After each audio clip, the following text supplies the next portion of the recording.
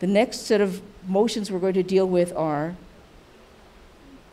78, which is the Temple of Lono's motion for partial summary judgment. 126, which is the Temple of Lono's motion to dismiss for lack of jurisdiction based on unresolved land claims. And 127, Temple of Lono motion to vacate ruling and supplement response time. We will also allow UHH, who submitted document 135, TIO, who submitted 142, Pueo, who submitted 154, TIO also submitted document 149, Tabata submitted document 174 in support of document 126, and TIO submitted document 150 in opposition to document 127. Those are the persons who will be allowed to speak to these next set of motions. So I've read everything. I invite you to come and add whatever you wish to. Mr. Sinkin?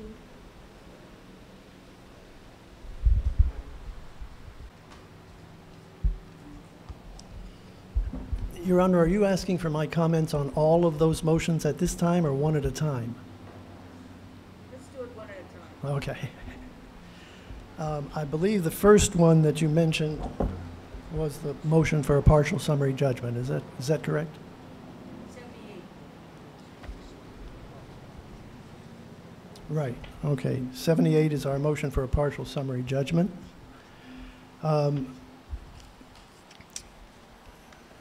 I think the only thing I really want to address, we stand on what we filed as our... I'm sorry, I cannot hear you. Oh. We stand on what we filed to a great extent, but I do want to address one aspect of what we're dealing with here. In their opposition, the university has gone far afield from the merits of the issues before them to launch an attack on the Temple of Lono as religious fundamentalists that want full expansion of the free exercise clause regarding Mauna Kea. Free exercise clause, C-L-A-U-S-E. That we are trying to use this proceeding to galvanize a religious movement, that the hearing officer should not allow this because it's a diversion. Basically what we have here is that the university is defaulting on the merits of what was filed. We filed two simple requests. A motion for summary judgment that the summit of Mauna Kea is sacred, and a motion for summary judgment on the issue that the Temple of Lono is still a practicing faith in Hawaii. And unable to respond to those two factual issues as to whether there was a dispute, and we say there is no dispute on either one of those issues, they tried to characterize the Temple of Lono as basically a terrorist organization intent on doing harm to society. And we responded to that in our opposition, our reply to their opposition. But I want to stress the seriousness that we take this attack. If the very papers that they had filed and the statements they made about the Temple of Lono were sent to the Department of Homeland Security, the Department of Homeland Security would probably need to take those seriously and perhaps even investigate whether those charges have any validity. I stress immediately that all of the charges made against the Temple of Lono by the university, none of them had any facts or evidence cited to support them. They were purely ad hominem attacks. I think that the university owes an apology to the Temple of Lono. I thought about filing a motion to strike these scandalous statements from the record and decided that we would just leave them in the record because it demonstrates what we're dealing with here. And perhaps the hearing officer would care to take some action to at least encourage them to stay on point and not divert into meaningless attacks on another party. And that's all I have to say on that issue. UHH, Document 135.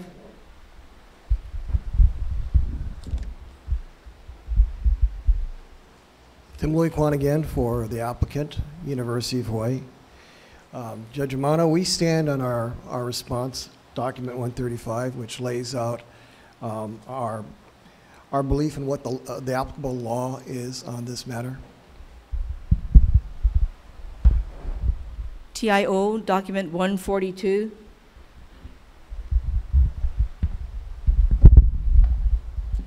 Ross Shinyama again for TIO. Your Honor, we would not add anything further other than to point out Mr. Sinkin, on behalf of the Temple of Lono, seems to be barring basically a civil rule of procedure by bringing a motion for partial summary judgment. Your Honor very well knows that an SJ is not proper on a fact. It has to be brought on a claim, a counterclaim, or an affirmative defense. He is trying to bring one on a fact or an alleged fact, and that's not proper under our rules. Nothing further, Your Honor. 154, Pueo. Good morning again, Your Honor. Lincoln Ashita representing Pueo. We have nothing further to add other than to echo Mr. Shinyama's concerns regarding the procedural defect with respect to the motion for partial summary judgment. Thank you. Mr. Sinkin, would you like to address document 126? Thank you, Your Honor. Document 126 is the Temple of Lono motion to dismiss for lack of jurisdiction based on unresolved land claims. The essential response from TMT International is that, well, first they say the motion should be denied because it's untimely. Okay, it doesn't fit within the time frame you set up for pre-hearing conference motions.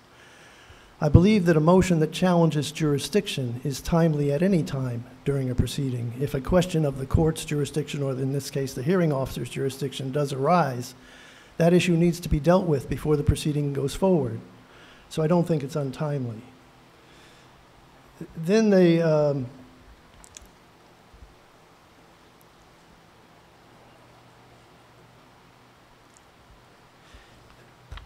This motion is actually very closely related to other motions that we're going to be talking about. So let me just focus on some of the key issues that we're going to be dealing with. One of those issues is whether you, as a hearing officer, have the authority to determine whether the Kingdom of Hawaii exists. Now, they want to argue that you don't have that authority. It's a political question, and you have to dismiss that argument because it's a political question. Our argument divides that question up into two questions, and they have not addressed either, has not addressed this as two questions.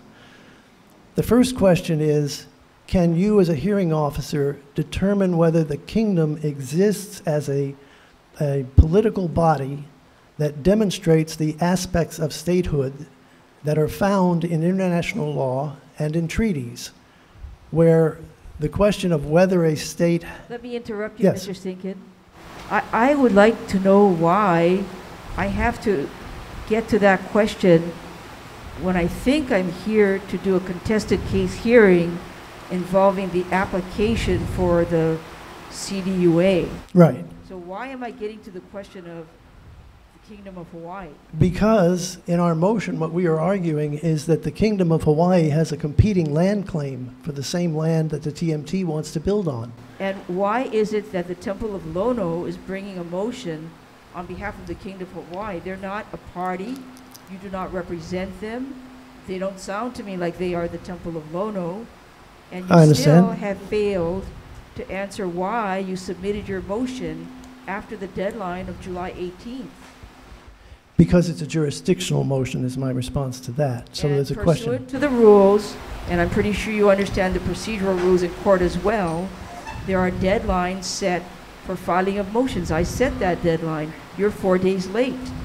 Why is that?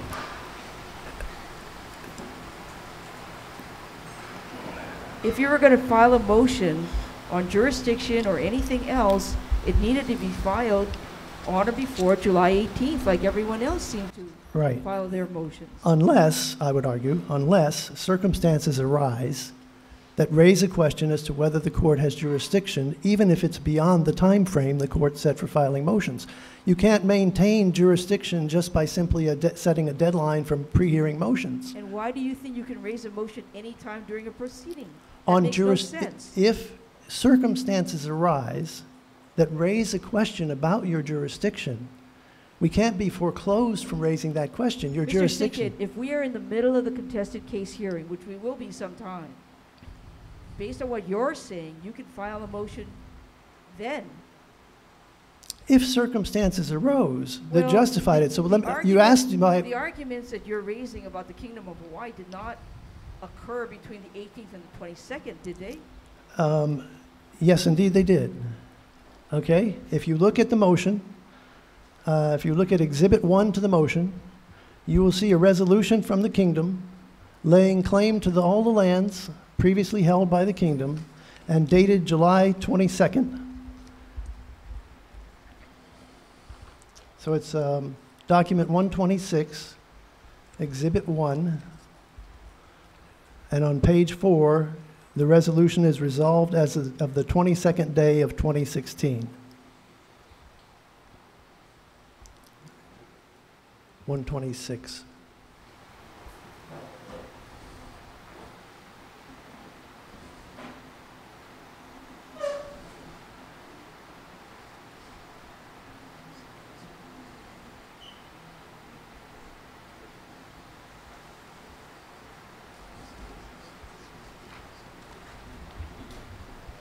I see your attachment. I do not understand what that is or how it came to be submitted on July 22nd, but go ahead, you've made your record. Okay, assuming for the sake of argument that we have an issue over whether the kingdom has a claim to the land where they want to build the telescope. The issue then arises, how do you address that claim? Can you address that claim? And what the applicants want to argue is that you cannot address a claim based on the existence of the kingdom because you lack the jurisdiction to determine the existence of the kingdom.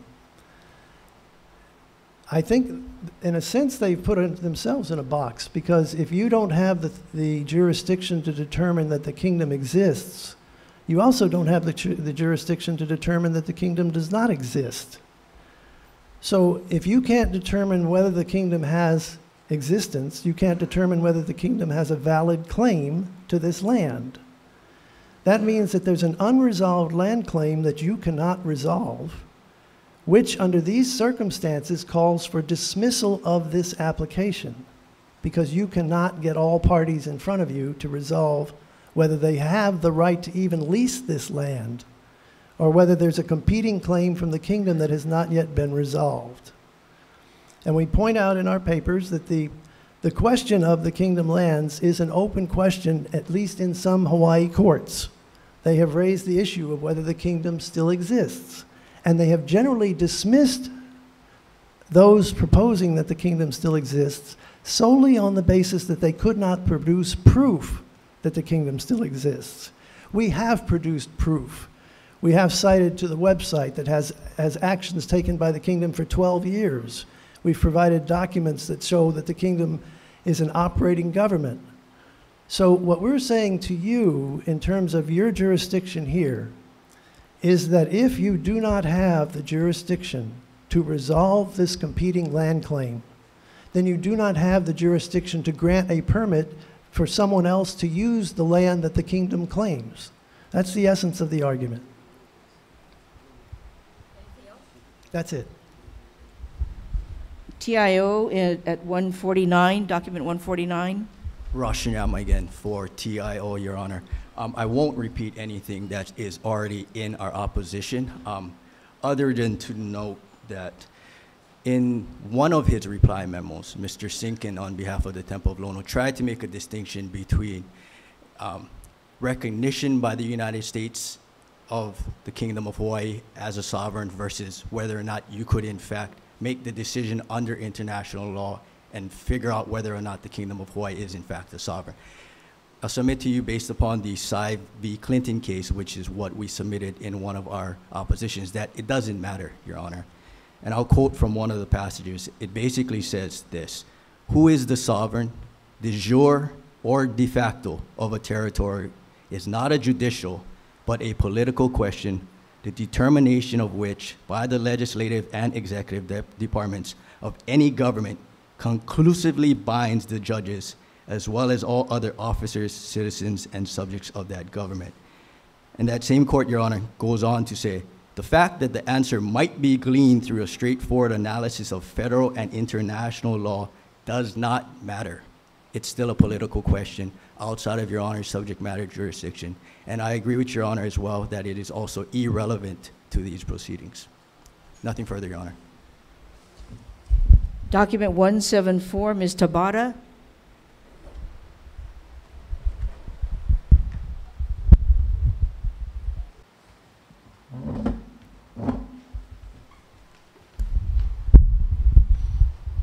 Aloha. I stand on what I had put in my motion, and I must just tell you what I had, a message that came to me, whether you believe me or not.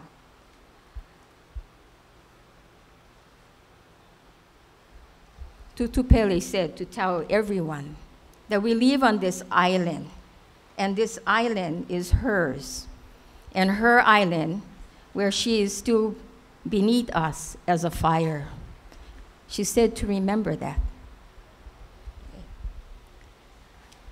In my motion to support,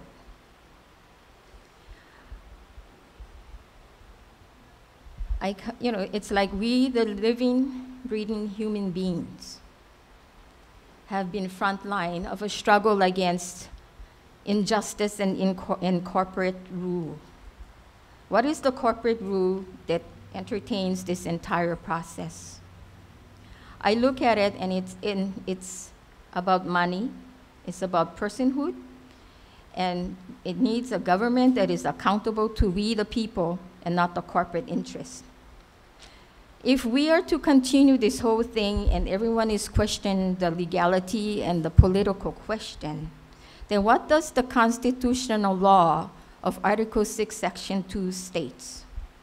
That the treaties and constitution shall prevail as the supreme law of this land. And as we, the human beings on this land, it's not about money. It is about a form of protecting our free speech under the First Amendment. And I am demanding sovereignty over our land as the First Nation people to this land. We were not transferred by any trust. And besides, the whatsoever kind that was transferred from the 1893 and the 1898 overthrow was never answered. Everything was covered up with just a carpet on the original ground. I look at this and I see that there is no justice. We come before you to seek justice, to say what we need to say from our na'au. But we're being dictated, or this whole process is illegal when everything that is being given here will be transferred so that the BLNR and the DLNR, whatever management trust, is for the trust of we the people, not corporations. You must remember that. Their mission statement states that. And my original motion was that they had an original agreement that was signed, and it's not going to expire until 2033, was it? And it's called for only one observatory, not many. And it was stated inside there that they cannot sublease, and yet they sublease. So what I'm saying here, Your Honor, is that there's a war crime being committed against our people, and through genocide. You can laugh if you want to, but it's through genocide, because we look at the mountain. It's not man-made. It's made by nature. And we as the people, from when I was small, we would go and kahea, whatever there is. You believe or not, but every motion, everything, the wind, the earth, everything is a living being. It's living within us. And that is our temple. That is where we go. I cannot have it being desecrated, and that's part of the spiritual and cultural genocide against our people. We cannot allow that. And if they want to object to this, then my witness is Keakua. I'm calling upon him to be upon all of us here so that we do what is right. Because if we do not stop this, in 1992, I did make a prediction about all of these things that's happening. It's about us destroying the land for the sake of profit. And when they don't have enough, they cannot fulfill their dream, where do you go? Leave everything, leave the Opala for us to deal with, and then go to another place? I would beseech to every one of them, look into your heart, because this is an island. We have nowhere else to go. You talk about the science and education and everything. Hokulea right now is proving to the world you don't need all this high-tech technology. Like our tutus, we look at the star. My grandpa told me when I was young. He said, "What are you looking at?" I told him, "Well, Pa, the stars in the sky, you can always detect what you're looking for to get direction." And he said, "You know why? The stars will always remain the same place they have because that's how God made it. Everything has its place in nature. Everything has its place in the earth. And everybody should have their place. But to destroy that, that's genocide. And if that's what you folks want us to do, to prove that it is, then so be it. To get education because of somebody's dream, that's why everybody has to suffer? That's violating my rights. And I looked at it, everybody else that's in it, it's all for the money. Everybody's getting paid, yeah? And what is that, bribery? You put the bait in the front and everybody jump and say, this is very important for us. It's going to create jobs. How much of all the monies that they're putting in will come to us? Okay, Ms. Tabata, you understand that you filed a document to support the Temple of Lono's motion to vacate the board's minute order. Yes. That's what we're talking about right now. Because I don't understand your argument, how that's connected to the motion. it has everything to be connected because I'm speaking as a live person, not a corporation. Okay, you want to believe that or not? And there are legal documents that prove that the continuity of the Hawaiian Kingdom exists. It does. And I have a document here, and it was presented to the World's Court. And if anybody wants to see it, I mean, it's online. And if that's the challenge we have to do, the authority, now is the jurisdiction. Because the jurisdiction lies with us, the living. Thank you. Thank you.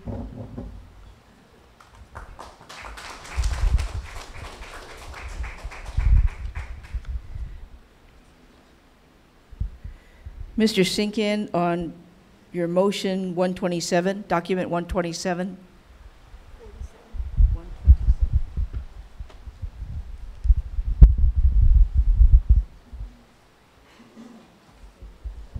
Thank you, Your Honor. Document 127 is the Temple of Lono's motion to vacate ruling and supplement response time, and it refers to a ruling by the board that denied Mr. Dwight Vicente's motion to disqualify the hearing officer and for other matters. You know, I'm tempted to argue against my own motion because if this ruling is allowed to stand, it will be such a clear error that we'll be back here 3 years from now when they're trying for the third time to get their permit. But I'll stick to my position that the motion should be vacated. We just had a discussion about the impact of your setting a schedule. You are the hearing officer designated by the Board of Land and Natural Resources. You did set a schedule. You said that August 1st was the deadline for responding to motions. Yet on July 22nd, the board denied a motion, taking 10 days away from the response time. Clearly, that was a premature ruling. Clearly, it violated the due process rights of everybody here who's a party to file some kind of response to the motion that Mr. Vicente had filed. The board chose to enter an order and deny his motion. We have argued in our papers that that's totally inappropriate and a violation of due process. TIO in opposition at document 150.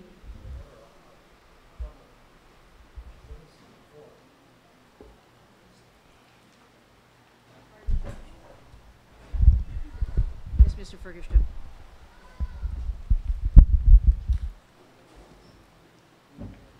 Harry Ferguson again. I called for a point of order. When you have a motion, I believe all parties have a right to speak on that motion. You are simply glossing across all these motions. I have something to say about all these things, especially when you deal with the Temple of Lono. I am part of the Temple of Lono, although I'm not being represented by Mr. Sinkin. So when you gloss over these allegations made by the University of Hawaii, I have something to say about that. I may not be in full support of everything that other people are saying, but you know, you're not asking either, and that's the problem. I'm asking everybody who filed a response, reply, opposition, those, I'm giving everybody a chance to file, or rather to speak. Did you file something that I missed? Certainly did. I filed 3 motions that you have not addressed. I'm going to get to your motions. Well, I think you need to do it really soon because they have everything to do with this. And I'm not trying to be facetious. I'm trying to say that I cannot play correctly. I will get to your motions, I assure you. Okay. And at the end of all of this, if there's been a motion filed that I have missed, I'm going to leave that open as well. You're out of order, but I understand that you're in command, so fine. We'll see how it works. Mr. Shinyama?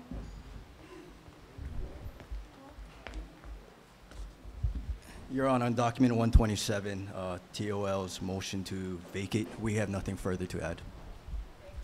Mr. Vicente submitted document 169.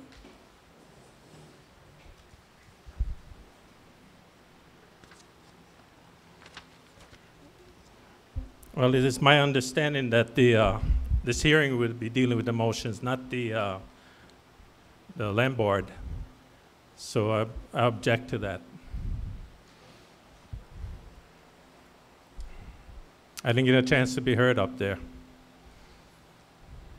Is that the ruling on to dismiss my motion by the land board? 169. What you filed with us is a motion in support of Temple of Lono's motion to vacate the board's July 22, 2016 minute order number 14. You wanted that to be treated as a support memo. I'm giving you a chance to add to whatever you wish to add on to your support of the motion. Yes, I'm in support of the Temple of Lono's motion.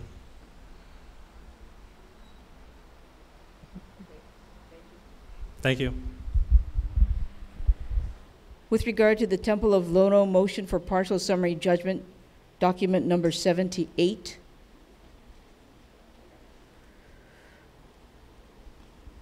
I'm denying the motion. I will prepare the order. The questions that are posited by the Temple of Lono are not before me or this hearing. On the Temple of Lono's motion at 126, that's the motion to dismiss for lack of jurisdiction based on unresolved land claims. First, I will find good cause for the late filing based upon attachment 1, which appears to have been submitted or signed on July 22nd, and that would give good cause to file this late motion. I am denying the motion to dismiss for lack of jurisdiction.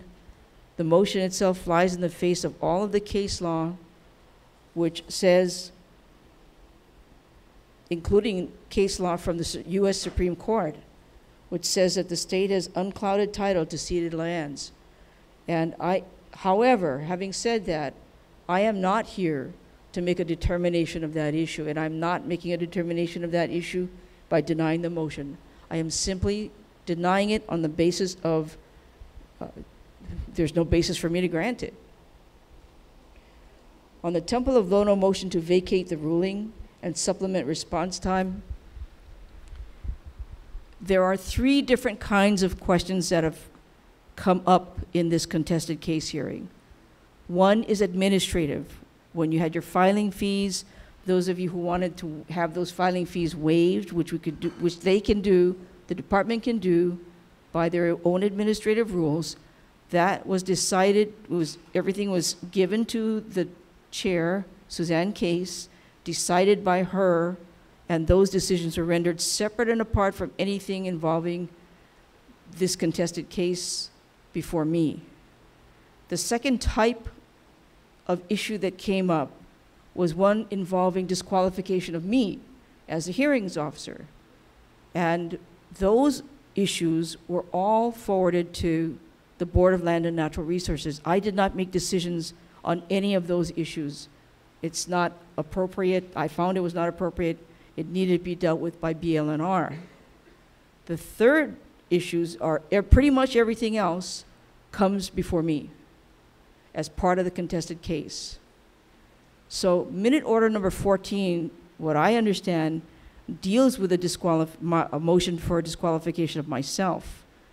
That order was done by the board. If you wish to vacate that order, I'm not the one who can or should do it. And the fact that I had set deadlines for the filing of motions, that needed to be done. That deals with the proceedings that are happening with the contested case hearings. I don't set the schedule for the board. I don't set the schedule for Suzanne Case and her decision making on the fees or the waivers. So those are kind of the 3 areas. So I can't vacate the ruling that was done by somebody else. If there is a need for supplementation of whatever it is, it's not going to be before me. You need to take it back to the board. Mr. Sinkin, we're not going to argue about this. All right. You referred to this discussion as dealing with you being disqualified, and that's been ruled upon and I cannot move to vacate it. But the motion you're addressing has nothing to do with you being disqualified.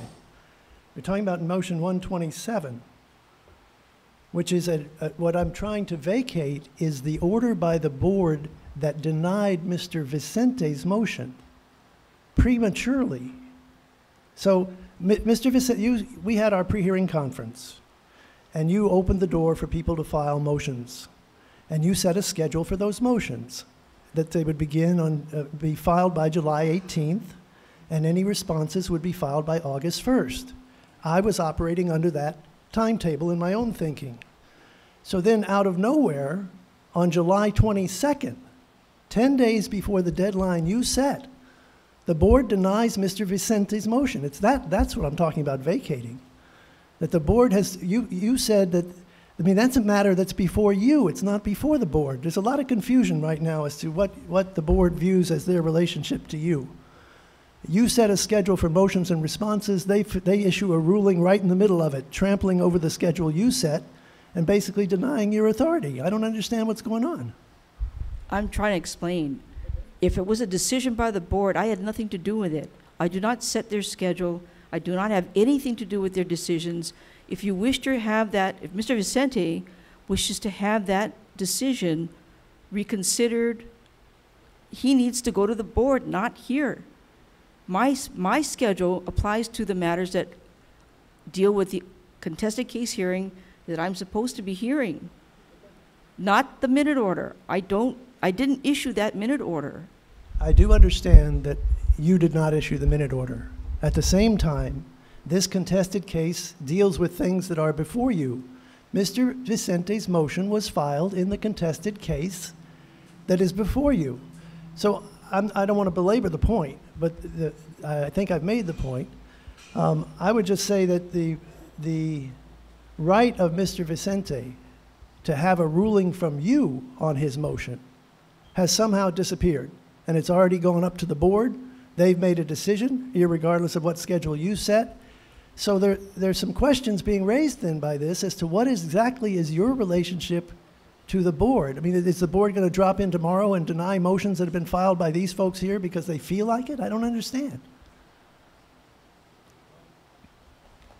Let me ask this a different way. When you are considering motions filed before you, are you consulting with the board on whether you should deny or grant them? Or is the board just separate from you?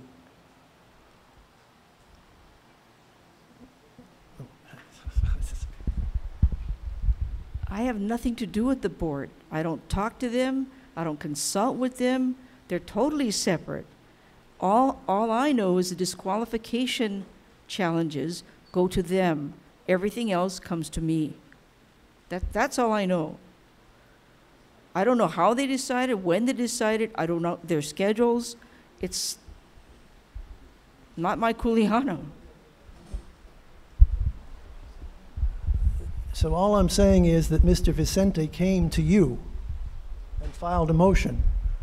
So I filed there's nothing about disqualification here. This is about a motion filed by a party objecting to your jurisdiction, and that's being heard by you now. He came to you and said, I'd like to challenge your jurisdiction. Oh, okay, I'm arguing. Let me just back up and make a factual statement. I'll let it rest.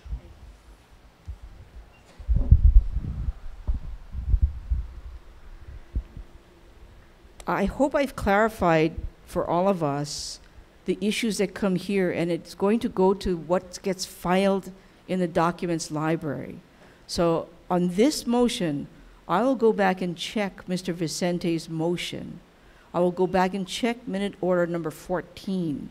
If it has to do with disqualification, it's not something that I will be deciding. And I'll take a look at the motion and I'll indicate what I just said to everyone in the order itself. So I'm taking number 127 under advisement.